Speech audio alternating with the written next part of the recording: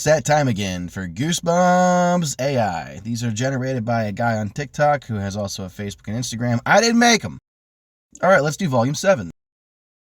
Remember the circus, and the tagline reads, "Seems like we all decided that's enough of that pretty fast."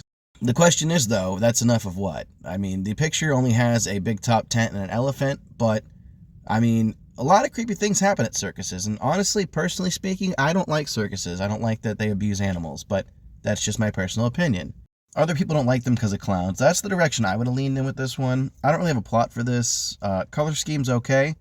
Art-wise, I'm going to give it a 3 out of 10 just because it doesn't really feel scary. It's in that same category of How I Learned to Fly when it comes to Goosebumps art. Ogres Warehouse, and the tagline reads, "You're going to like the way you look, or else." See, now this feels like a Goosebumps book. It feels like it's silly enough, and it's a pun on something that already exists, and the cover art seems like it could be Jacobus's. I know it's not, but it feels like it could be. So, kid goes on a trip to Ogres Warehouse with his dad to get clothes, and he gets separated, and the ogres kind of just like push him around and make him dress up, and he's fighting for his life to stay alive in a suit at the Ogres Warehouse. I'm not really sure how it would end. Maybe his dad ends up telling him to take all the stuff off, and the ogres just let him go, because, you know, parents rule the universe in Goosebumps. I don't know. Art-wise, I'd give it a 5.5 out of 10. I'd read it at least once. The Cosmic Clown Arisen. The tagline states, "You know what? Fuck this." Alright, jokey tagline aside, the art here is awesome. This almost feels like this could be a soft spin on It through Goosebumps, which, you know, they compare all the time that R.L. Stine is the Stephen King of children's horror. So, kind of sad we didn't get a Killer Clowns from Outer Space vibe here, which, you know, I know that's not exactly what Pennywise is, but again, he is a clown from space. Why didn't we get something like this for our series? I mean, I'm really sad we didn't. Should have just named it Cosmic Clowns from the Great Beyond. Anyway, love the art. Gonna give this one a 9 out of 10. Couldn't really tell you a plot, but if it was real, I'd read it. I don't give a shit what it's about. I would read it.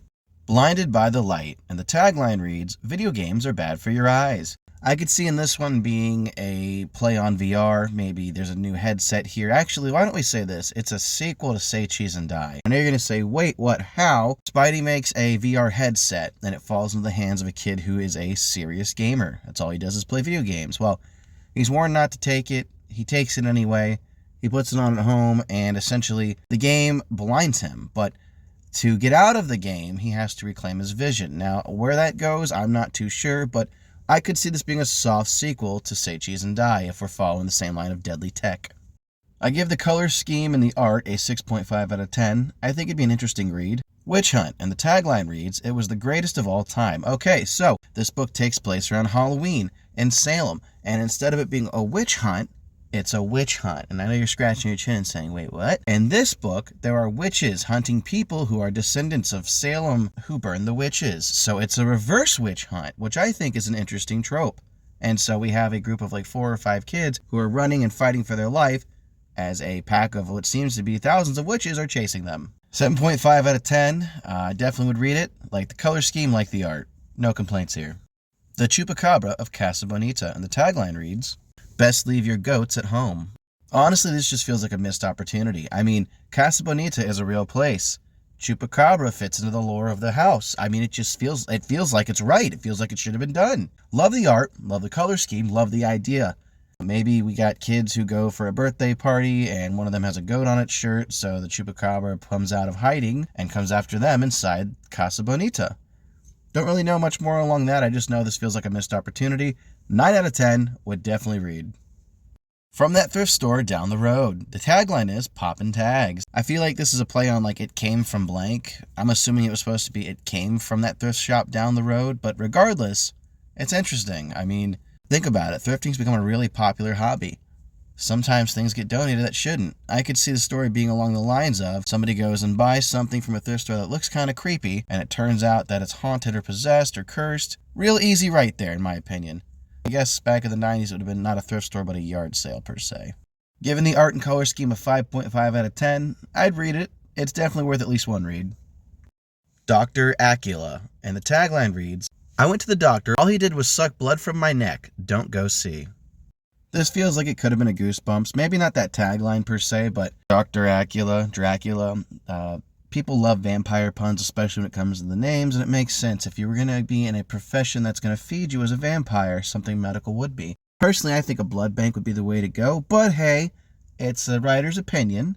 I could see this kid being scared of going to the doctor, and then he goes and he's alone, and maybe instead of biting his neck, Dr. Acula just kind of pokes his hand and drinks some of the blood from his finger, and that freaks the kid out, so he has to now try to convince his mother that he's a vampire. Book goes along, and eventually they do find proof in Dr. Acula's home that he's actually Dracula, but nobody cares because he's such a good doctor. That'd be the twist. I'm going to give this cover a 6 out of 10. I'd read it. Alright, Raveyard. Tagline reads, "My eyes beheld an eerie sight." Okay, so in this book, a kid moves to a new town. He hears rumors that essentially the graveyard has strange things happen at night from a couple of kids at school. He's dared to go check it out. The group of kids go see it, and apparently at the stroke of midnight, the graveyard becomes a raveyard. They're in the middle of the graveyard when all the ghouls kind of do a zombie thing where they rise up, and it's like, oh shit.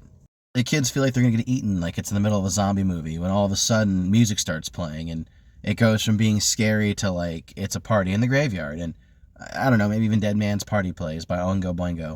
The Goosebumps silly twist is that they go to the graveyard every night and party with the dead ghouls, and everyone just has a good time. Regardless, I like the cover art, I like the color scheme, I'd give it a 7.5 out of 10. Shark Mummy, and the tagline reads, "To be honest, I'm not exactly sure how this works." So, Shark Mummy, okay, instead of maybe Shark Mummy, let's make it like this. Kid's dad is a marine biologist. He gets a strange call one day from a museum that asks him to fly out to Egypt because they found this great pool of water underneath a chamber in the pyramid, and they think that there's a mummified shark in it. Well, kid and the dad go on the trip, they get to the pyramid, they extract the shark mummy, and then guess what? They're back at the museum with said mummy. A pipe leaks salt water onto the corpse, which then reanimates it. It comes to life, and it starts chasing him. And I know how silly that sounds, but it's a Goosebumps book, so fight me. It doesn't seem like a very solid book. I'll give the art a 6.5 out of 10, and I'd read it at least once. It seems like it's worth at least one read.